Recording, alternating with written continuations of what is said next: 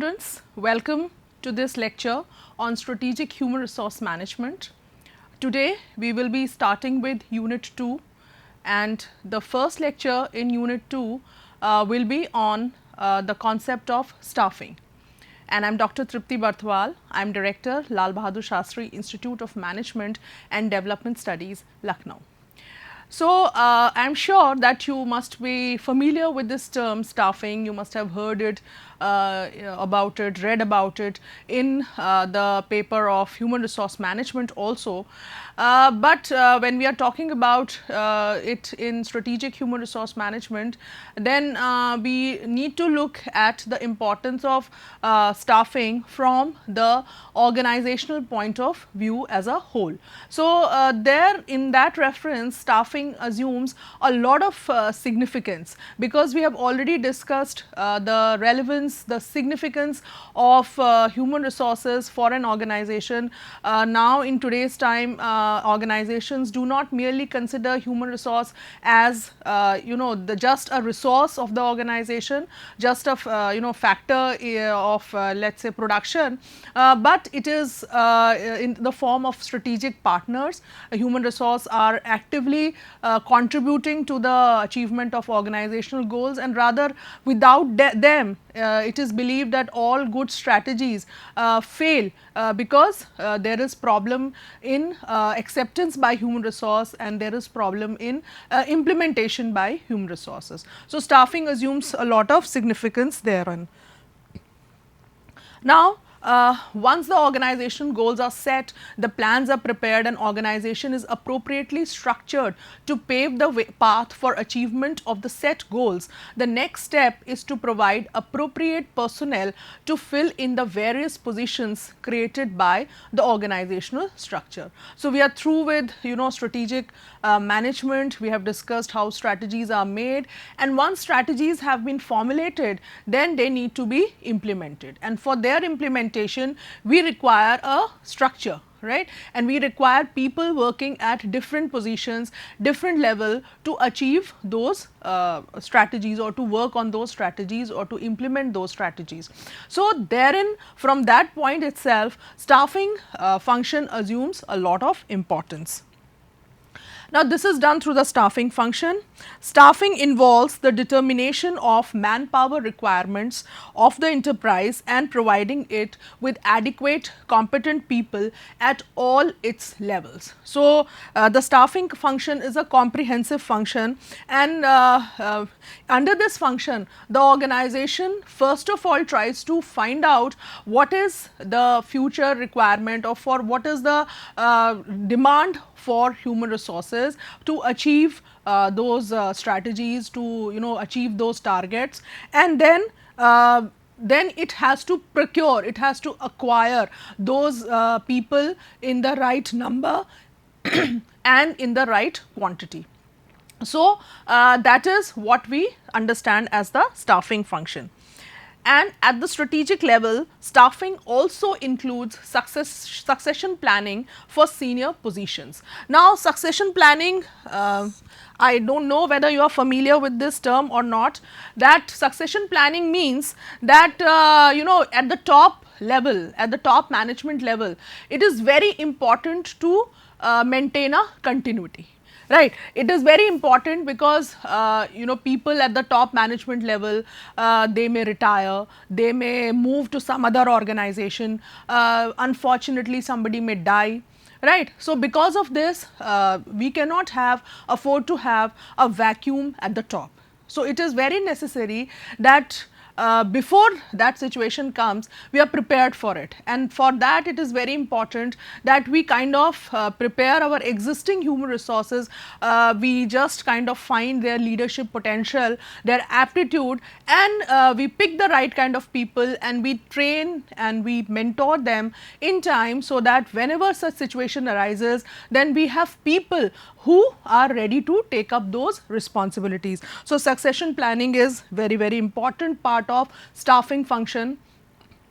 Now, we look at the characteristics of staffing. The first thing is that manpower planning, procurement, that is selection and placement, training and development, appraisal and remuneration of workers are included in staffing.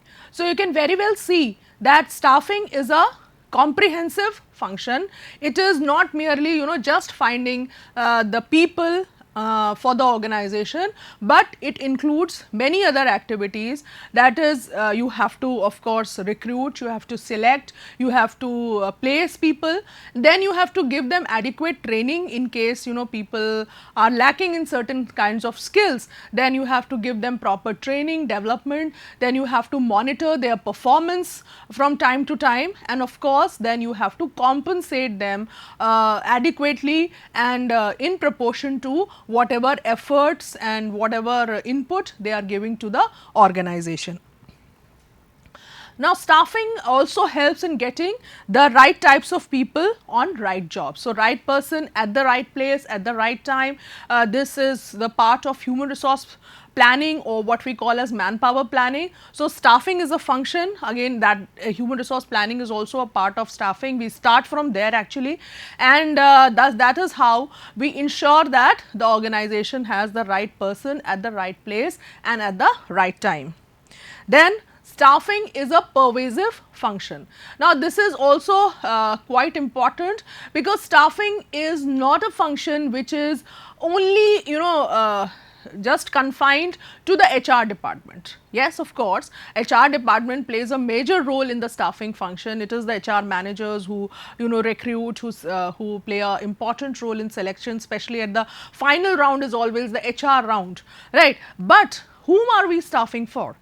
For whom this function is being performed? It is being performed for the entire organization, especially in departments where there is huge requirement of human resource, like in production, in R&D, in marketing and sales. So, here actually we require people, here vacancies arise. So, here the demand is created. So, that means this staffing function is actually carried out at all levels, in all parts of the organization. There is no part of the organization where staffing function is not required, because wherever there is human resource, there has to be staffing function. And then it is a continuous function. It is a function which does not end, which does not stop. That once we have selected the right kind of people, placed them, we have trained them, and now we can sit back and relax. No, it is a function which keeps on happening, because somebody is going to leave the organization, somebody is going to take get transferred to some other place, or for that matter the organization may go for expansion, right? In that case the demand for human resource increases. Sometimes the organization goes for goes for retrenchment, layoffs. So, depending on whatever strategy is, overall organizational strategy is, depending on that our staffing functions will change, but there will be no point in time where there is no staffing function being carried out in the organization. If there is a situation where there is no staffing function being carried out in the organization, that means it is a mark of that the organization is going to finish off very soon. It actually indicates stagnation of the organization, and hence there is a big question mark on the survival of the organization. Now, let us take a look at the factors influencing the staffing function.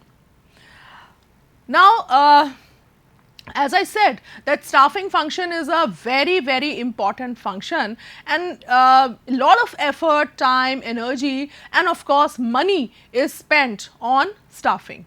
So, it is very important to see and to ensure that we are successful in finding the right number of people, the right kind of people at the right time. So, there are certain factors which influence our ability to get those very type of people, the right type of people, right, at the right time. So, what are those factors? The first is supply and demand of specific skills in the labor market. Now, in the employment market, or in the labor market as we call it, there are different types of people being added every day, every minute, every year, right? Now it all depends on what type of education they are receiving, what type of specializations they are taking. So if suppose we want people specialized in finance for our organization, but down the line when students are doing MBA or related courses, more and more students are specializing in marketing, let's say, or in production, let's say. So what will happen? As a result of that, students of finance will be rare to find. So what will happen as a result of that? There will be mismatch in the supply and demand of the specific skills, right? And that will create a problem in the staffing function. So how so much effort we kind of place in the staffing function, but if the supply of that kind of human resource is not available in the market, then we will face a problem in the staffing function. Then the second is, of course, the company's image. How many of you will like to join a company which does not have an ethical image, which does not enjoy good credentials before the society? You will not, most likely, unless it is very compulsory for you, or it is you don't have any other option, then unwillingly probably you will join such a company. Otherwise, all people generally like to associate themselves with a very ethical, socially responsible company, right? So which is into legal, business, etc. So any company who has poor credentials on these criteria, it is not going to attract the best kind of people, and there will be problem in the staffing function of this organization. Next is legal and political considerations. These are also very important, because the government kind of changes its recruitment policies, or it can change the labor laws from time to time, and that is going to have an impact on the staffing function.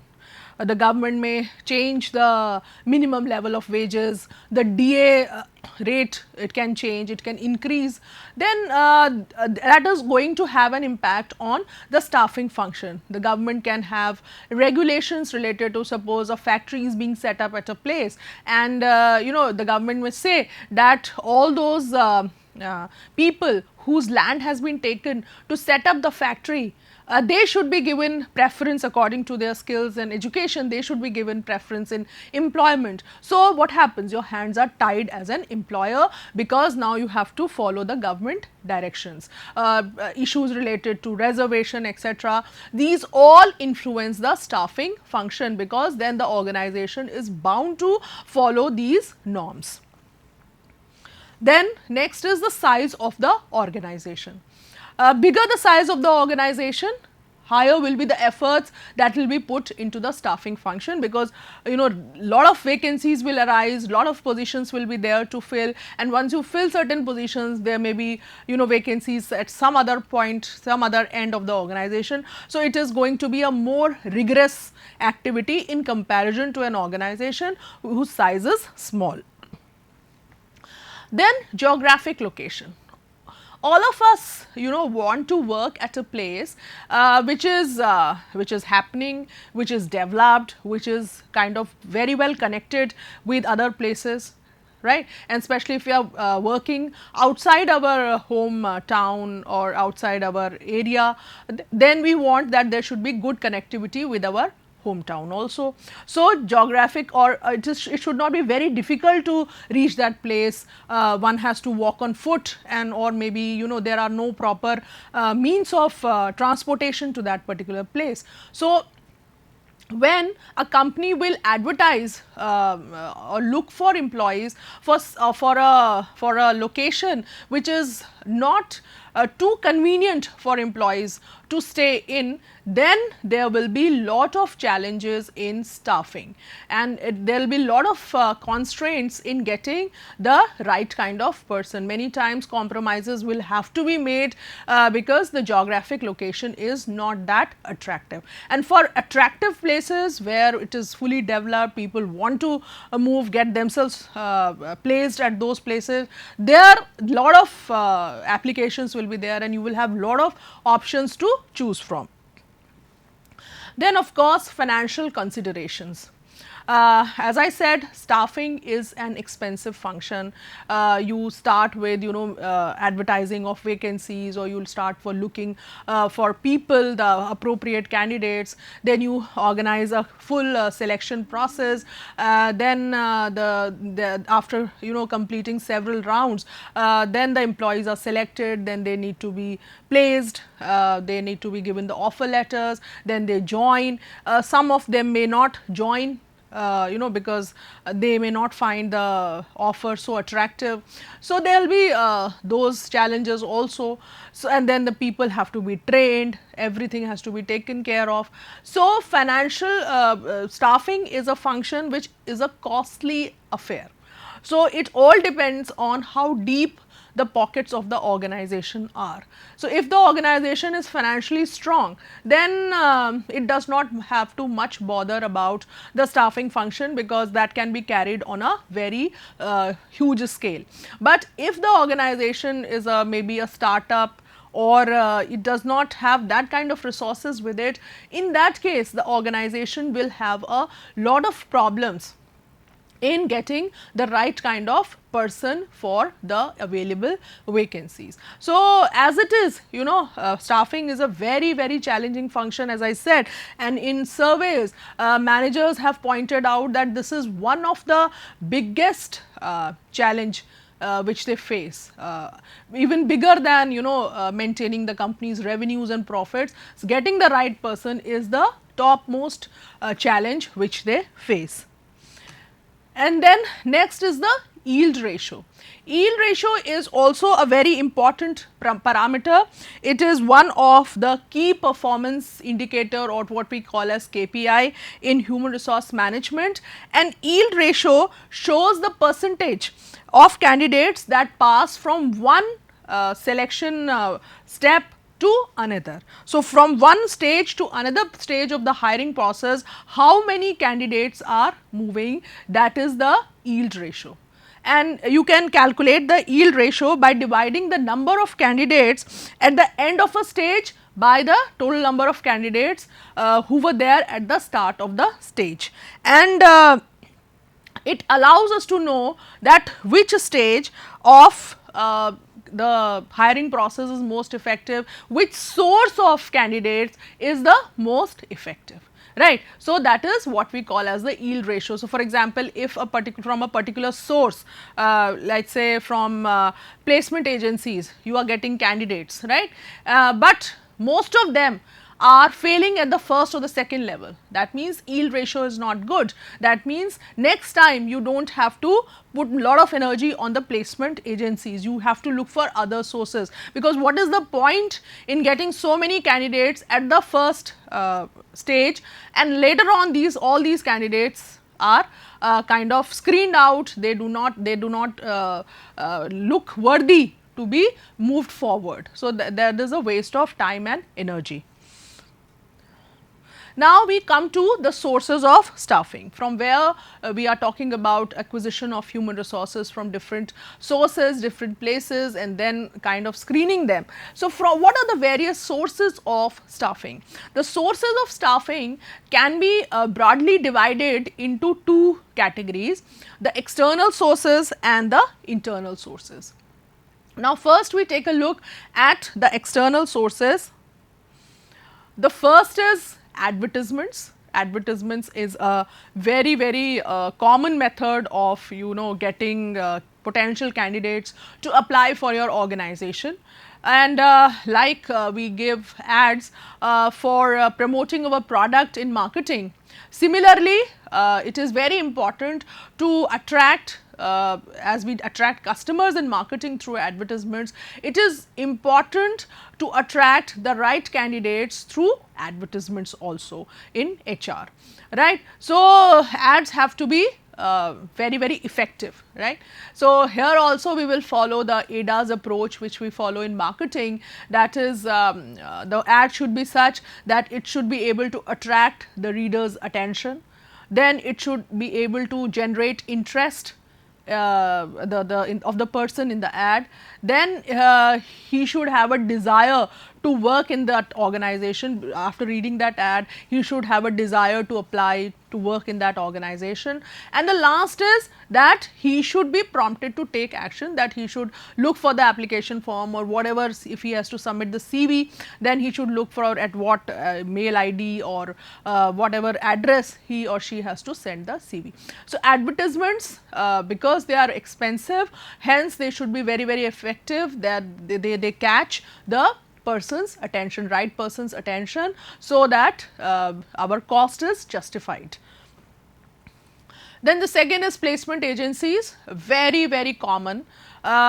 This is a kind of an intermediary which brings together the employers, those who have jobs and those who want jobs, right. So, many of you must have or must be thinking of using the services of a placement agency, that you get registered there, and then according to your qualifications, according to your aptitude, they will tell you about the vacancies. Many times the companies give them this contract that we want so many candidates for the vacancies in our organization. So, it can be both ways. They can be getting business from the side of the companies also, they get business from the side of the candidates also. Then they kind of provide a common platform bringing them together, and many of the placement agencies, they charge from the candidate per interview, or maybe after once the person has got a job, then they will take the first salary or maybe a percentage of the salary. So, there is some commission which is attached for their services also.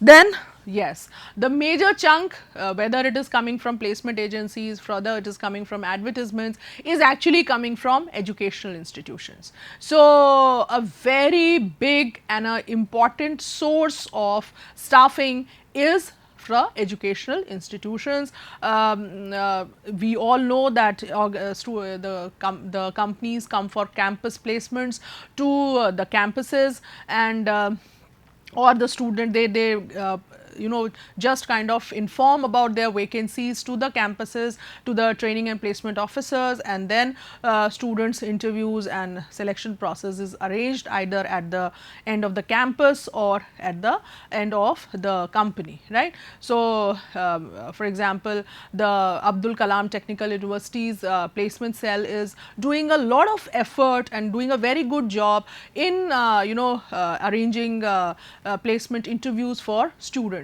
So, this is how because they have a bulk of students, and so for companies also it is very attractive. At one go they get so many students, and the university is also trying hard to get openings from these companies. So, educational institutions, then of course employees who are already working in the organization, they can suggest certain candidates. If their friend or their relative or anybody who is known to them, and they know that he or she is a good performer, will be an asset for the organization, they can recommend their name in the company, and if there is an immediate vacancy or there is an anticipated vacancy, then that CV can be considered for it.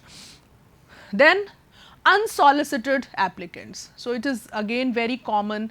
Just for example, once you come to know that this is a very good company and you know that there is no vacancy as of now in the company, still what you do, you mail your CV so that it is put in their database. So, whenever they will be having a vacancy in the future, they will at least call you. Similarly, there you can go and you can just submit your CV at their reception, or you may send it by post. So, unsolicited applicants means that these applicants have not been asked by the company to apply, but since they want a job, they want to work for this particular organization, they themselves go and offer their CV.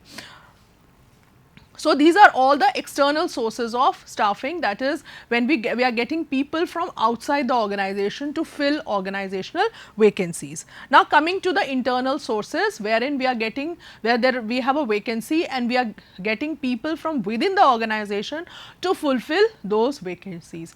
So first is promotion. Promotion, as we all know, is movement of a person to a position which is higher to his current position. So that is promotion. Generally it also involves a hike in the salary of the person. Second is transfer. Transfer is generally horizontal, that is the person is moved from one position to another position which is almost equal in the hierarchy. The movement can be from one department to another, one unit to another, one place to another, one zone to another, one country to another. That these are the various ways in which transfer takes place. Then next is demotion. Demotion means that the movement of a person to a position which is lower than his current position. So many times, unfortunately, because in order to fulfill vacancies in the organization, then demotion has to take place. Then service extension, if somebody retires and then we ask, the organization asks him to continue. So that person gets an extension, and somebody who was working in the organization unfortunately dies. So next of his family members, anybody who is qualified, not at the equal position but maybe some position lower in the hierarchy, this person from the family is offered a job. So that is deceased dependent. Now, there are certain new trends in staffing which have been observed.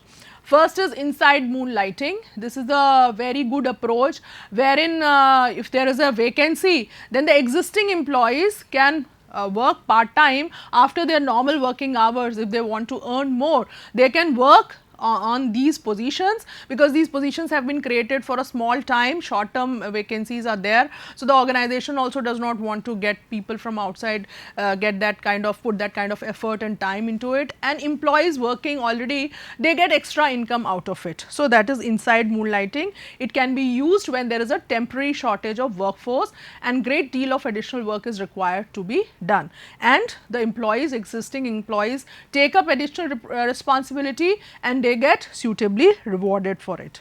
Then of course, second is job posting and bidding. That is, if the organization has a vacancy, then bidding, you know that the organization posts it for the employees, and then the employees compete for it. They place their bids for it, and depending on what bids they have placed, the bids can be in terms of the remuneration package also. So what bids they have placed, the organization can select which one is the most appropriate. Then next is maintaining bench strength. This is very common in IT organizations, because when you have a vacancy, you may not be having the right kind of person, and when you do not have a vacancy, then many good candidates may be applying to you. So in order to tackle that problem,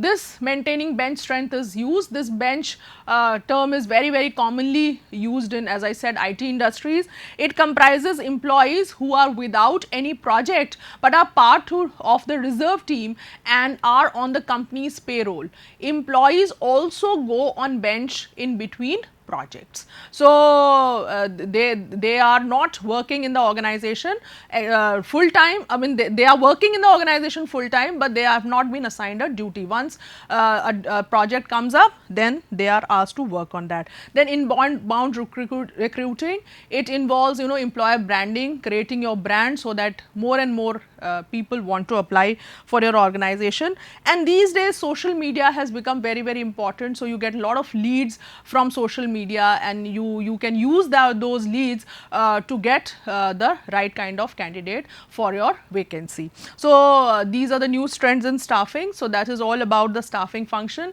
I hope that you have understood it. Thank you so much.